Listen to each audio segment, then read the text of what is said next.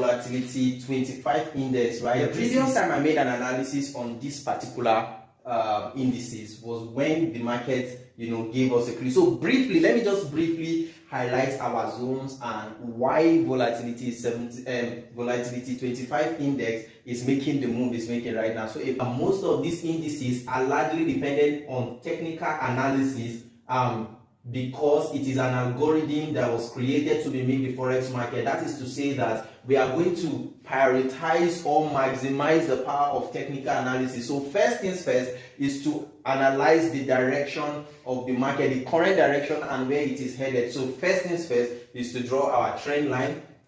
So clearly we could see that 25 index, actually the overall trend line on the daily time frame indicates that it is on an uptrend, right? I spoke about this move. I predictively spoke about this move. And what did I see?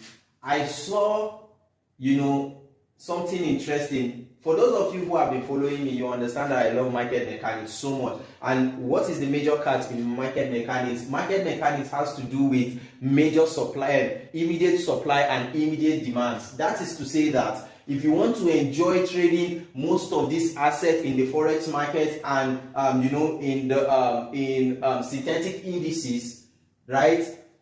What you just need to do is to understand the concept of market mechanics, and you can have a session with me for that for just a trophy. So, but one of the free hack I'm going to give you in trading market mechanics is understanding the concept of immediate supply and immediate demand. So we can clearly see that volatility 25 index has already given us a clue of where the market was headed. First, in my previous video, I highlighted that volatility 25 index was going to dump to this other side of the trend line. Come around this particular demand. That is to say that if peradventure there is going to be any manipulation because of the liquidity around this zone, we should be waiting for it on this major support.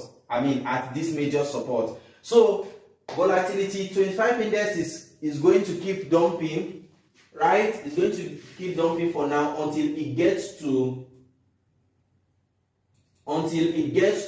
this particular trend, this particular zone, or this particular demand here, or this particular key support. Why I'm using the word "or" is because you don't just jump on a moving train. You don't do that. What you do is you allow the market to fall to any place it wants to go to. Then the only time you get to jump on the market or jump on this particular index